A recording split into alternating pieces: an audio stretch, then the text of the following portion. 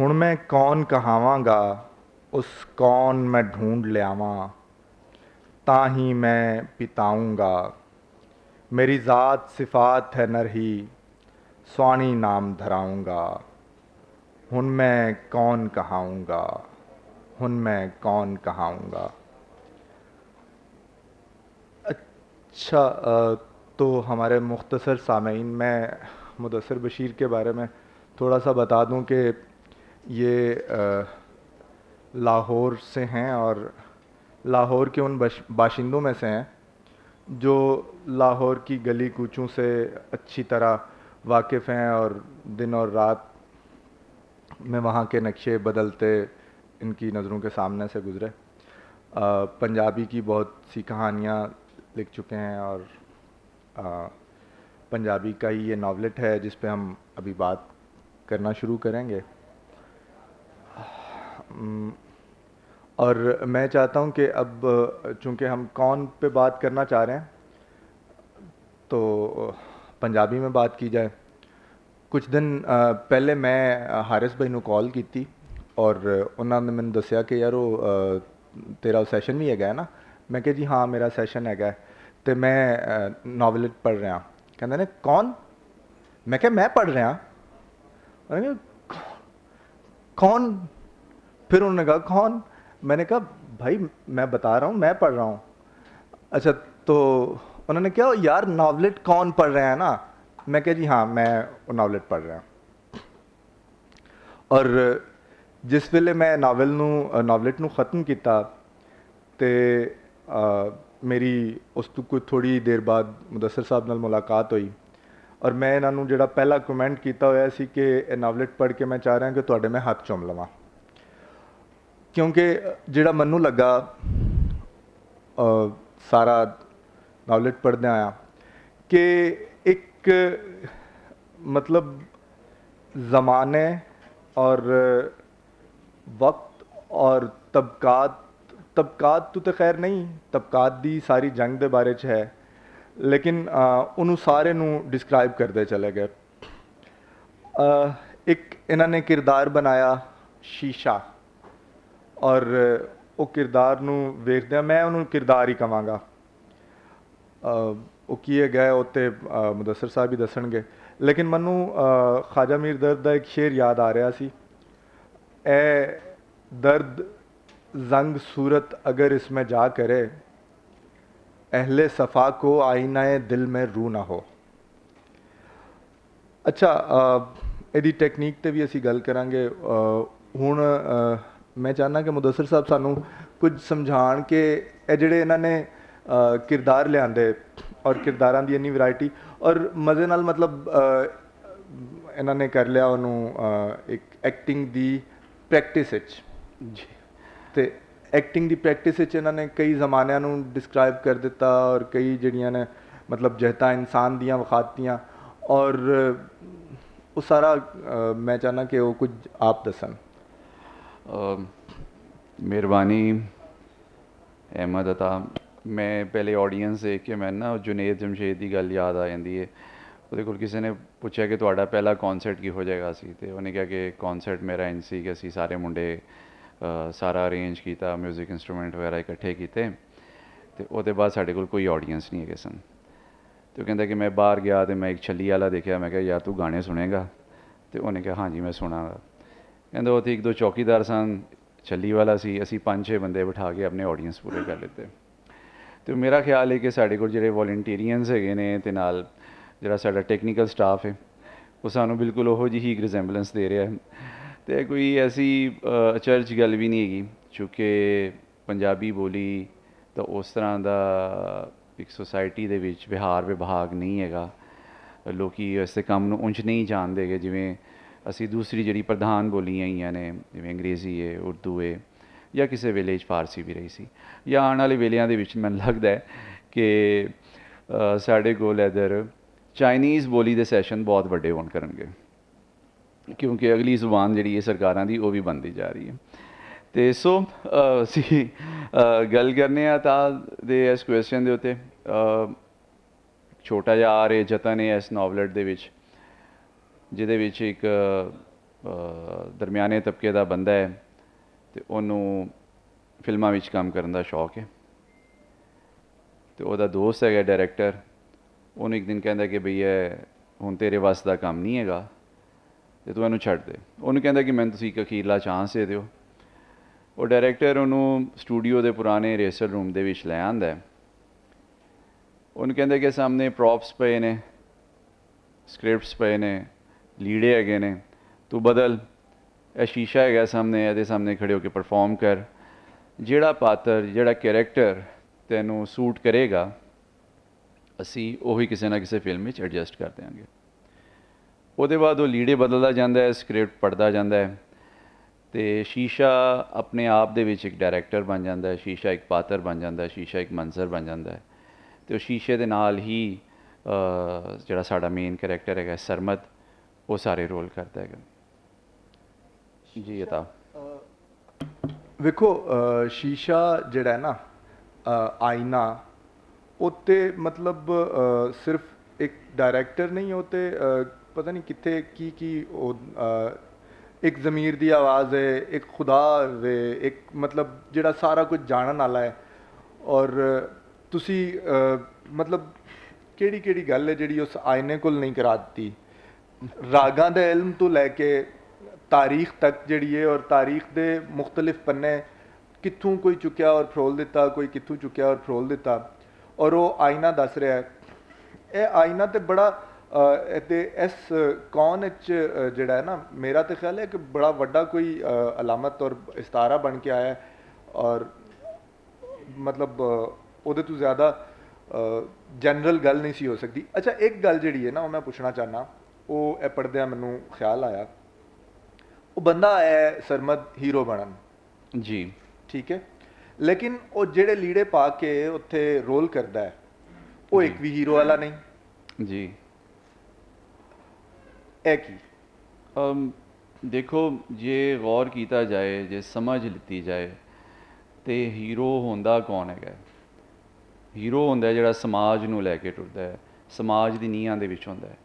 ਇਹ ਜਿਹੜੀ ਸਾਡੀ ਇੱਕ ਖਾਸ ਤਰ੍ਹਾਂ ਦੀ 1% ਦੀ ਰੂਲਿੰਗ ਐਲੀਟ ਕਲਾਸ ਹੈਗੀ ਹੈ, ਉਹ 99% ਖਲਕਤ ਦੇ ਉਸ ਨੰਗੀ ਚਿੱਟੀ ਧੁੱਪ ਦੇ ਵਿੱਚ ਕੰਮ ਕਰਨ ਵਾਲੇ ਲੋਕਾਂ ਦੇ ਮੋਢਿਆਂ ਦੇ ਉੱਤੇ ਇਹ ਸਾਰਾ ਸਿਸਟਮ ਖਲੋਤਾ ਹੈ। ਤੇ ਸਾਡੇ ਜਿਹੜੇ ਪਾਤਰ ਸਨ, ਸਾਡੇ ਜਿਹੜੇ ਕੈਰੈਕਟਰਸ ਹੈਗੇ ਸਨ, ਉਹ ਅਸੀਂ ਉਸੇ ਖਲਕਤ ਵਿੱਚੋਂ ਲਿੱਤੇ। ਫਿਰ ਹੁਣ ਤੱਕ ਜਿਹੜੀ ਤਾਰੀਖ ਅਸੀਂ ਪੜ੍ਹੀ, ਬਾਦਸ਼ਾਹਾਂ ਦੀ ਲਿਖੀ, ਫਿਰ ਸਰਕਾਰਾਂ ਦੀ ਲਿਖੀ, ਤੇ ਹੁਣ ਤੁਹਾਡੀ ਤਾਰੀਖ ਜਿਹੜੀ ਹੈ ਉਹ ਮੈਨੇਜ ਕਰਦੀ ਹੈ ਤੁਹਾਡੀ ਮਲਟੀਨੈਸ਼ਨਲ ਕੰਪਨੀਜ਼, ਆਪਣੀ ਮਰਜ਼ੀ ਦੇ ਡਰਾਮੇ ਤੇ ਆਪਣੀ ਮਰਜ਼ੀ ਦੇ ਸੋਸ਼ਲ ਮੀਡੀਆ ਦੇ ਉੱਤੇ ਗੱਲਾਂ ਛੱਡ। ਤੇ ਇਹ ਸਾਰੇ ਮਾਮਲੇ ਦੇ ਵਿੱਚ ਖਲਕਤ ਕਿੱਥੇ ਗਈ? ਉਹ 99% ਉਹ ਲੋਕ ਕਿੱਥੇ ਗਏ? ਇਹਦੇ ਵਿੱਚ ਆਰ ਇਹੋ ਹੀ ਹੈ, ਯਤਨ ਇਹੋ ਹੀ ਹੈ ਕਿ ਖਲਕਤ ਦੀ ਗੱਲ ਕੀਤੀ ਜਾਵੇ, ਖਲਕਤ ਦੇ ਵਿੱਚੋਂ ਹੀ ਨਿਕਲੇ ਪੁੰਗਰੇ ਹੋਏ ਕਰੈਕਟਰਸ ਦੇ ਵਿੱਚੋਂ ਗੱਲ ਕੀਤੀ ਜਾਵੇ। ਉਹਨੂੰ ਹੁਣ ਤੁਸੀਂ ਆਪ ਕਨਸੀਵ ਕਰੋ, ਦੇਖੋ ਤੁਹਾਨੂੰ ਕਿੰਝ ਲੱਗਦਾ ਹੈਗਾ। ਅੱਛਾ, ਇੱਕ ਗੱਲ ਫਿਰ ਮੈਂ ਆ ਕੇ ਉਹ ਮਤਲਬ ਸ਼ੀਸ਼ਾ ਐਸਾ ਕਿ ਉਹਦੇ ਚੋਂ ਨਿਕਲਣ ਨਹੀਂ ਹੁੰਦਾ ਪਿਆ ਮੇਰੇ ਕੋਲ। ਉਹ ਜਿਹੜਾ ਤੁਸੀਂ ਰੱਬ ਦਾ ਸ਼ੁਕਰ, ਇੱਕ ਜੁਮਲਾ ਬੜਾ ਮਜ਼ੇਦਾਰ ਲੱਗਾ, ਰੱਬ ਦਾ ਸ਼ੁਕਰ ਹੈ ਸ਼ੀਸ਼ਾ ਜ਼ਨਾਨਾ ਜਾਂ ਮਰਦਾਨਾ ਨਹੀਂ ਹੁੰਦਾ। ਔਰ ਆਖਿਰ ਤੇ ਤੁਸੀਂ ਇੱਕ ਔਰਤ ਦਾ ਵੀ ਰੋਲ ਉਹਦੇ 'ਚ ਕਰਾ ਦਿੱਤਾ ਜੀ। ਤੇ ਮਤਲਬ ਉਹ ਮੈਂ ਚਾਹੁੰਦਾ ਕਿ ਕੁਝ ਤੁਸੀਂ ਸਾਨੂੰ ਸੁਣਾਉਂਦੇ ਵੀ ਜਾਓ ਨਾਲ ਨਾਲ, ਤੇ ਮਜ਼ੀਦ ਗੱਲ ਕਰਦੇ ਜਾਈਏ ਅਸੀਂ। ਵੈਸੇ ਤਾਂ ਖੈਰ ਫਿਕਸ਼ਨ ਰਾਈਟਰ ਦਾ ਸਾਰਾ ਮਾਮਲਾ ਤੇ ਉਹਦੇ ਆਪਣੇ ਇਖਤਿਆਰ ਵਿੱਚ ਨਹੀਂ ਹੁੰਦਾ। ਜਿਸ ਵੇਲੇ ਸ਼ਾਇਦ ਛਪ ਜਾਂਦੀ ਹੋਵੇ ਫਿਰ ਲੋਕਾਂ ਵਾਸਤੇ ਹੁੰਦੀ ਹੈ, ਲੋਕੀ ਹੀ ਉਹਦੇ ਸਾਰੇ ਨੇ। ਲੇਕਿਨ ਚੂँਕਿ ਇੱਧਰ ਇੱਕ ਖਾਸ ਤਰ੍ਹਾਂ ਦਾ ਫਾਰਮੈਟ ਆਕਸਫੋਰਡ ਵਾਲਿਆਂ ਦਾ ਹੈਗਾ, ਤੇ ਮੈਂ ਕੁਛ ਇੱਕ ਦੋ ਚੀਜ਼ਾਂ ਸੁਣਾਉਣਾ ਚਾਹੀਦਾ, ਸਿਰਫ ਸ਼ਾਇਰਾਂ ਤੇ ਹੀ ਸੁਣਾਉਣਾ ਤੇ ਨਾਲ ਛੱਡ ਦਿਓ। ਤੁਸੀਂ ਸੁਣਾਓਗੇ ਔਰ ਲੋਕ ਸੁਣਨਾ ਚਾਹੁੰਦੇ ਨੇ। ਹਾਂ।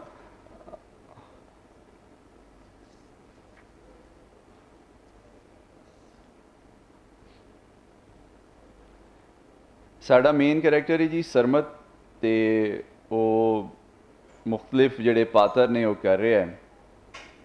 ਤੇ ਹੁਣ ਜਿਸ ਵੇਲੇ ਉਹਨੇ ਇੱਕ ਸਕ੍ਰਿਪਟ ਲੱਭਿਆ ਹੈ, ਤੇ ਸਕ੍ਰਿਪਟ ਉਹਨੂੰ ਮਿਲਿਆ ਇੱਕ ਆਸ਼ਿਕ ਦੇ ਰੋਲ ਦਾ, ਤੇ ਉਹ ਕਿਸ ਤਰ੍ਹਾਂ ਉਹ ਹੋ ਰਿਹਾ। ਸਰਮਦ ਨੇ ਆਪਣੀ ਉੱਚੀ ਆਵਾਜ਼ ਵਿੱਚ ਆਖਿਆ ਤੇ ਰਿਹਰਸਲ ਰੂਮ ਦੀਆਂ ਤਿੰਨੇ ਕੰਧਾਂ ਉੱਤੇ ਸ਼ੀਸ਼ੇ ਆ ਗਏ। ਸਾਰੀਆਂ ਬੱਤੀਆਂ ਜਗ ਪਈਆਂ। ਸ਼ੀਸ਼ੇ ਵਿੱਚ ਇੱਕ ਰੇਲ ਗੱਡੀ ਭੱਜੀ ਜਾ ਰਹੀ ਸੀ। ਸਰਮਦ ਪਾਟੇ ਪੁਰਾਣੇ ਲੀੜਿਆਂ ਵਿੱਚ ਇੱਕ ਡੱਬੇ ਦੀ ਨੁਕਰੇ ਬੈਠਿਆ ਹੋਇਆ ਸੀ। ਡੱਬੇ ਵਿੱਚ ਸੰਗੀਤ ਦੇ ਸਾਜ਼ਾਂ ਨਾਲ ਕੁਝ ਬੈਗ ਵੀ ਪਏ ਹੋਏ ਸਨ। ਇੱਕ ਜ਼ਨਾਨੀ ਬੈਗ ਖੋਲ੍ਹ ਕੇ ਲੀੜੇ ਪਈ ਵਹਿੰਦੀ ਸੀ।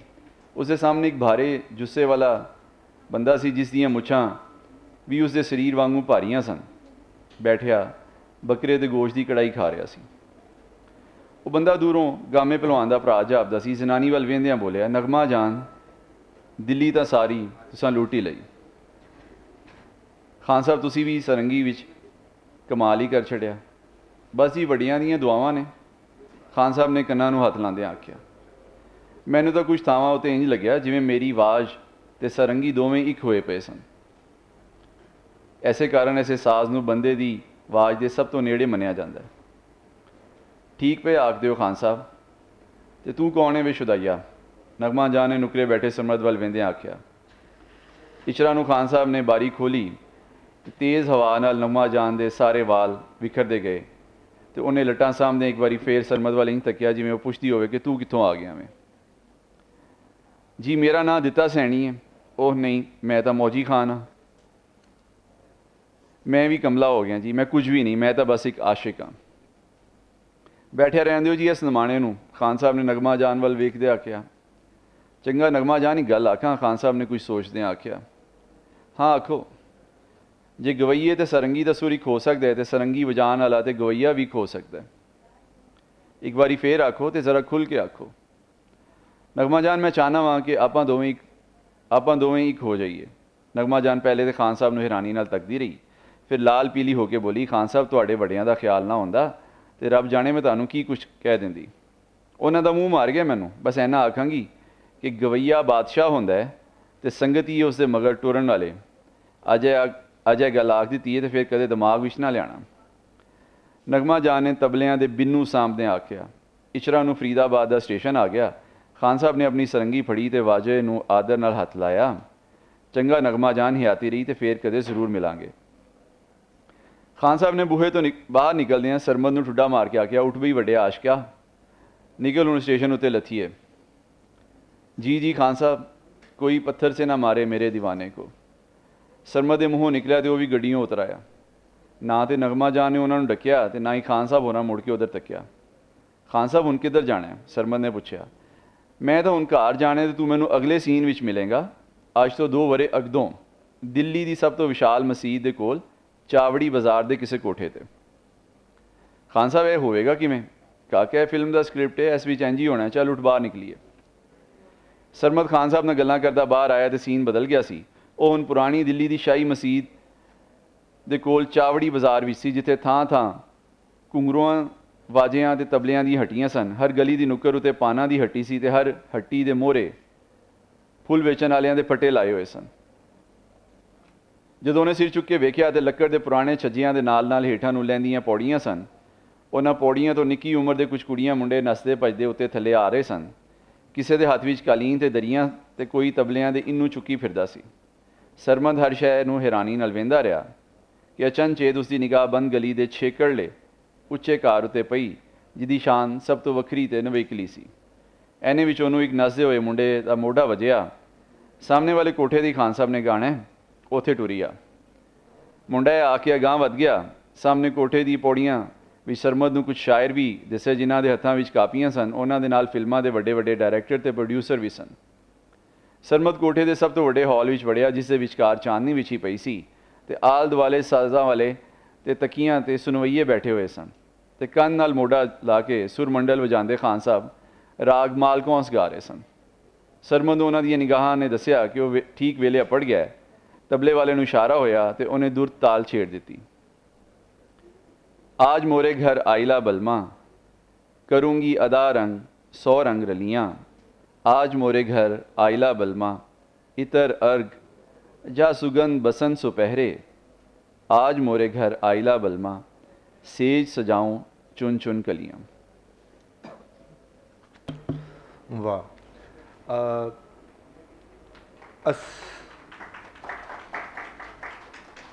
ਮੈਂ ਵੀ ਇੱਕ ਦੋ ਲਾਈਨਾਂ ਇਹਨਾਂ ਦੇ ਨਾਵਲ ਵਿੱਚੋਂ ਪੜ੍ਹਨਾ ਚਾਹ ਰਿਹਾ।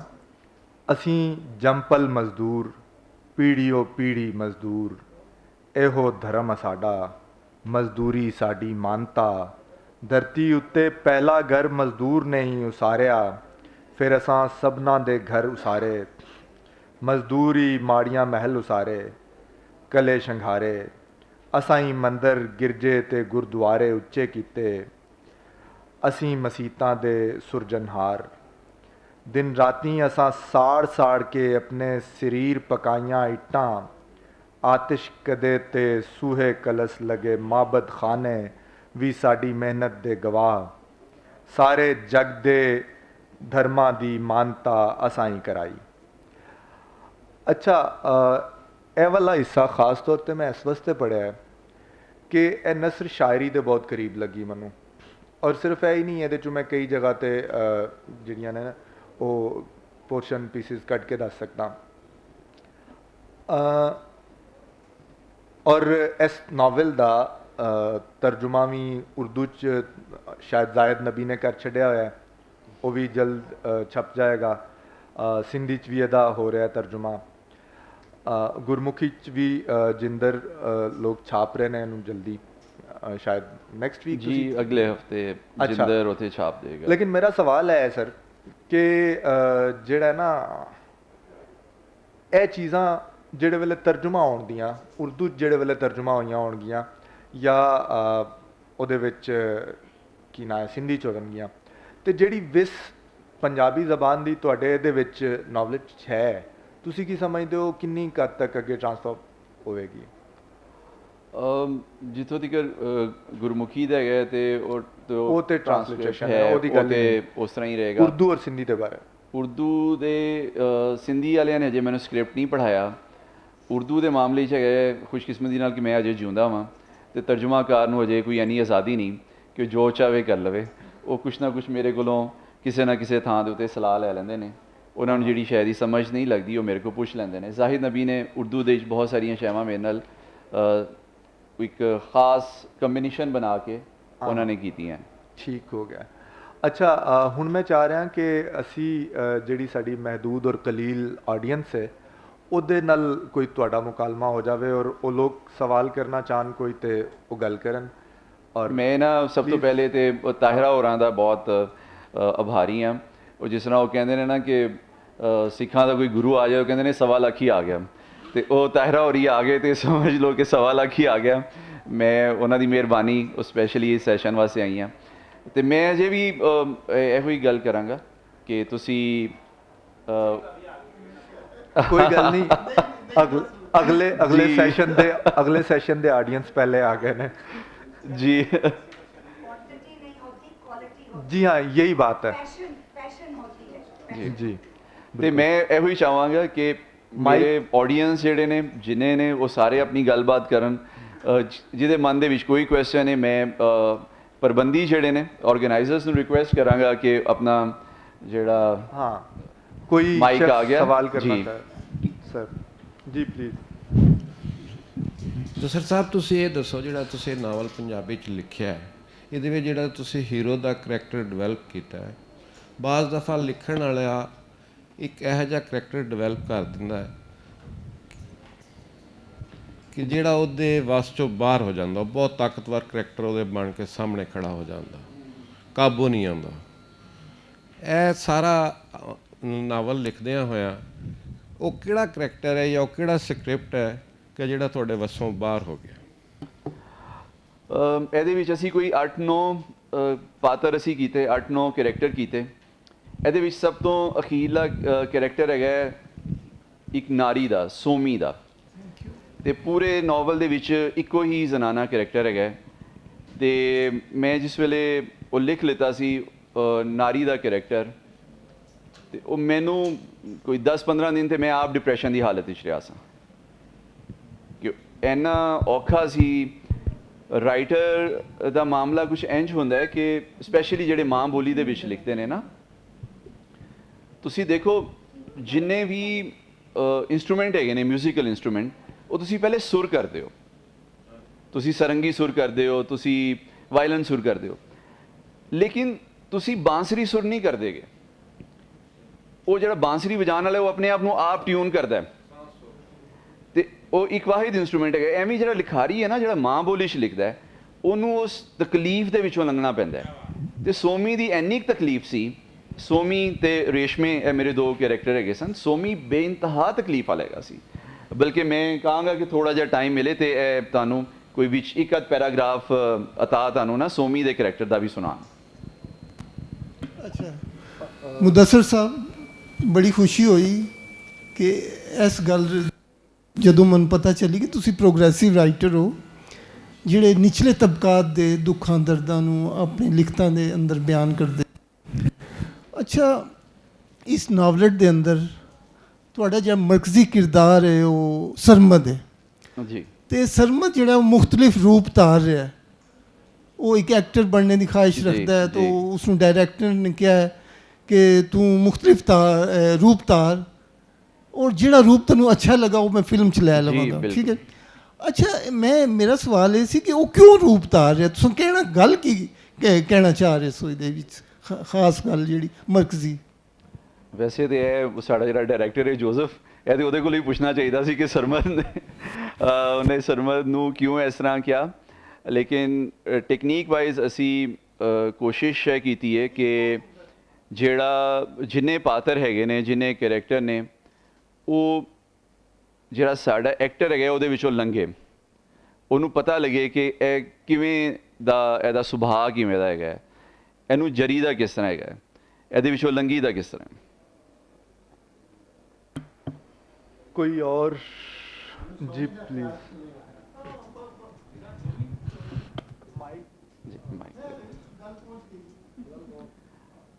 मुदस्सर साहब, दो चार गल्लां मैं सुनिया तो एक सवाल मेरे सामने आ रहा से। आप 1 मिनट दे दें, ये सर को अहमद सलीम साहब का सवाल है। और जी जी मैं ये अर्ज़ कर रहा था कि सोमी ਦਾ ਤੁਹਾਨੂੰ ਕਿੱਥੋਂ ਖਿਆਲ ਆਇਆ ਕਿ ਕਿਰਦਾਰ ਜ਼ਰੂਰੀ ਹੈ ਇਸ ਨਾਵਲ ਵਾਸਤੇ? ਦੇਖੋ, ਮੇਰੀ ਤੇ ਇੱਕੋ ਹੀ ਜ਼ਨਾਨਾ ਪਾਤਰ ਲਿਖ ਕੇ ਬਸ ਹੋ ਗਈ ਸੀ। ਜੇ ਮੇਰੇ ਵਾਸੀ 'ਚ ਹੁੰਦਾ ਤੇ ਮੈਂ ਹੋਰ ਵੀ ਕੋਈ ਜ਼ਨਾਨਾ ਪਾਤਰ ਲਿਖਣ ਦੀ ਕੋਸ਼ਿਸ਼ ਕਰਦਾ। ਜ਼ਨਾਨੀ ਦੇ ਬਗੈਰ ਤੇ ਹਯਾਤੀ ਹੈ ਹੀ ਨਹੀਂ ਨਾ। ਤੇ ਅਸੀਂ ਜਿੰਨੇ ਮਰਜ਼ੀ ਇਨਕਲਾਬ ਕਰ ਲਈਏ, ਜਿੰਨੀ ਮਰਜ਼ੀਆਂ ਗੱਲਾਂ ਕਰ ਲਈਏ, ਜਦੋਂ ਤਾਈਂ ਅਸੀਂ ਪ੍ਰੈਕਟੀਕਲੀ ਜ਼ਨਾਨੀ ਨੂੰ ਆਜ਼ਾਦੀ ਦੇ ਬਹੁਤ ਦੂਰ ਦੀ ਗੱਲ ਹੈ, ਅਸੀਂ ਜ਼ਨਾਨੀ ਨੂੰ ਆਪਣੇ ਬਰਾਬਰ ਦਾ ਜਿਉਂਦਾ ਜਾਗਦਾ ਜੀ ਨਹੀਂ ਮੰਨਾਂਗੇ, ਅਸੀਂ ਕਿਧਰੇ ਵੀ ਨਹੀਂ ਟੁਰ ਸਕਦੇਗੇ।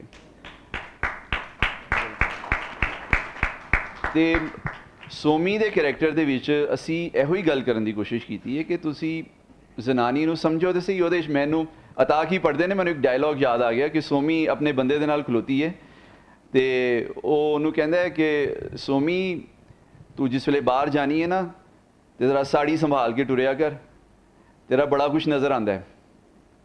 ਉਹ ਉਹਨੂੰ ਕਹਿੰਦੀ ਹੈ ਕਿ ਤੁਹਾਨੂੰ ਇਹ ਤੇ ਨਜ਼ਰ ਆ ਗਿਆ ਕਿ ਉਹ ਪਸੀਨਾ ਜਿਹੜਾ ਹੈ ਜਿਹਦੇ ਤੋਂ ਬਹੁਤ ਕੁਛ ਨਜ਼ਰ ਆਉਂਦਾ, ਤੁਹਾਨੂੰ ਇਹ ਨਜ਼ਰ ਨਹੀਂ ਆਉਂਦਾ ਉਹ ਪਸੀਨਾ ਆਉਂਦਾ ਕਿਉਂ ਹੈ, ਉਹ ਕਿਹੜੀ ਮਿਹਨਤ ਹੈਗੀ ਜਿਹੜੀ ਮੈਂ ਕਰਨੀ ਆ। ਸੋ ਇਸ ਤਰ੍ਹਾਂ ਸੋਮੀ ਦਾ ਹੈ। ਤੁਸੀਂ ਅਤਾ ਦੇਖੋ ਥੋੜਾ ਜਿਹਾ ਕੋਈ। जी मैं लेकिन सर दा सवाल हाँ पहले जी, लाएंगे। Please please. और मुदस्सर साहब, ये जो कुछ आप कह रहे हैं ये क्यों कह रहे हैं, ये मेरा सवाल है। तो सवाल को ज़रा मैं एलेबोरेट करता हूँ कि आपसे पहले ही सेशन चल रहा था कि रिक्लेमिंग द पास्ट, तो माजी को आपके ना कुछ किरदारों से, नामों से लग रहा था जैसे वो नारी का किरदार दिल्ली और वहाँ का जो ख़ास एक म्यूज़िकल इन्वायरमेंट था। क्या आप वो पिछला जो हमारा माजी है उसको वापस लाना चाह रहे हैं, या इस शनाख्त को पिछली शनाख्त के साथ रख के देखना चाह रहे हैं, या पाकिस्तान में जो आर्ट्स और सोशल साइंसेस का डिक्लाइन है वो आपके लिए सुहानी रूह है, या जो मैन वुमन के रिलेशनशिप्स की इम्पेरिटी है वो मसला है, या अभी मुझे आपने एक बात की कि जोसेफ से पूछना चाहिए कि वो पूछ रहा है तुम्हें कौन सा किरदार सूट करेगा, तो क्या कहीं वो जो वेस्ट ईस्ट को या मुस्लिम वर्ल्ड को कैसे एड्रेस कर रहा है, उनके लिए कोई प्रॉपर पोजीशन ढूंढ रहा है, डिफाइन कर रहा है, प्लेस कर रहा है, ये आपका मसला है। तो आप ये क्यों लिख रहे हैं, what is the central issue that provokes you to write? ਪਹਿਲੀ ਗੱਲ ਤੇ ਇਹ ਤੁਸੀਂ ਐਨੇ ਜੋ ਛੋਟੇ ਜਿਹੇ ਸੈਸ਼ਨ ਵਿੱਚ ਬਹੁਤ ਸਾਰੇ ਸਵਾਲ ਕਰ ਦਿੱਤੇ ਨੇ। ਮੈਂ ਸ਼ਾਰਟਲੀ ਇਹਦਾ ਸਮਾਂ ਆਨਸਰ ਹੈਗਾ ਜਿਹੜਾ ਬੰਦਾ ਵੀ ਅੱਜ ਦੇ ਵੇਲੇ ਦੀ ਗੱਲ ਕਰਦਾ ਹੈ ਤੇ ਉਹ ਅੱਜ ਨੂੰ ਜੋੜਦਾ ਹੈ ਆਉਣ ਵਾਲੇ ਕੱਲ ਦੇ ਨਾਲ, ਤੇ ਜਦੋਂ ਤਾਈਂ ਆਪਣੇ ਪਿਛਲੇ ਲੰਘੇ ਕੱਲ ਨੂੰ ਆਪਣੀਆਂ ਅਸਲ ਅੱਖਾਂ ਦੇ ਨਾਲ ਨਹੀਂ ਵੇਖੇਗਾ, ਜਦੋਂ ਤੀਕਰ ਉਹ ਅਕੀਦਤ ਦੀ ਐਨਕ ਨਹੀਂ ਲਾਏਗਾ, ਜਦੋਂ ਤੀਕਰ ਉਹ ਨਫ਼ਰਤ ਦੀ ਐਨਕ ਨਹੀਂ ਲਾਏਗਾ, ਆਪਣੀਆਂ ਰੱਬ ਦੀਆਂ ਦਿੱਤੀਆਂ ਹੋਈਆਂ ਅੱਖੀਆਂ ਨਾਲ ਨਹੀਂ ਵੇਖੇਗਾ, ਅਸੀਂ ਨਾ ਅੱਜ ਨੂੰ ਪਛਾਣ ਸਕਦੇ ਹਾਂ ਨਾ ਕੱਲ ਦੀ ਕੋਈ ਪਲੈਨਿੰਗ ਕਰ ਸਕਦੇ ਹਾਂ। ਸਾਡੇ ਕੋਲ ਟਾਈਮ ਸ਼ਾਇਦ 1 ਮਿੰਟ ਰਹਿ ਗਿਆ ਹੈ, ਔਰ ਮੈਂ ਇਹ ਕਹਿਣਾ ਚਾਹੁੰਦਾ ਤੁਹਾਡਾ ਬਹੁਤ ਸ਼ੁਕਰੀਆ। ਔਰ ਜਿਹੜਾ ਇਹ ਨੋਵਲਟ ਹੈ, ਮੇਰਾ ਖਿਆਲ ਹੈ ਇਹ ਇੱਕ ਨੋਵਲਟ ਵਿੱਚ ਤਕਰੀਬਨ 8 ਨਾਵਲ ਸਨ ਜਿਨ੍ਹਾਂ ਨੂੰ ਇਹਨਾਂ ਨੇ ਸਮ ਅਪ ਕੀਤਾ ਹੈ। ਅਸਲ ਵਿੱਚ ਹਰ ਕਿਰਦਾਰ ਜਿਹੜਾ ਸੀ ਉਹ ਪੂਰੇ ਦਾ ਪੂਰਾ ਇੱਕ ਨਾਵਲ ਸੀ, ਔਰ ਹਰ ਕਿਰਦਾਰ ਕਰਦਿਆਂ ਹੋਇਆਂ ਅਖੀਰ ਤੇ ਇੱਕ ਜੁਮਲਾ ਸਰਮਦ ਜ਼ਰੂਰ ਕਹਿੰਦਾ ਹੈ, ਮੈਂ ਸਟਾਰ ਨਹੀਂ ਬਣਨਾ, ਮੈਂ ਐਕਟਰ ਵੀ ਨਹੀਂ ਬਣਨਾ, ਮੈਂ ਕੁਝ ਵੀ ਨਹੀਂ ਬਣਨਾ। ਉਹ ਹਰ ਦਫਾ ਇਹ ਕਹਿੰਦਾ ਹੈ, ਔਰ ਮੈਨੂੰ ਲੱਗਦਾ ਹੈ ਕਿ ਉਹ ਜ਼ਿੰਦਗੀ ਦੀ ਹਕੀਕਤ ਨੂੰ ਵੇਖ ਕੇ, ਇੱਕ ਅਲੱਗ ਰੂਪ ਨਾਲ ਜ਼ਿੰਦਗੀ ਨੂੰ ਵੇਖ ਕੇ, ਤੇ ਫਿਰ ਐਨ ਚੀਖ ਕੇ ਕਹਿੰਦਾ ਹੈ, मैं नहीं जीना, मैं नहीं जीना चाहता, मैं ज़िंदगी च नहीं जीना चाहता। आप सब लोगों का बहुत शुक्रिया। Thank you.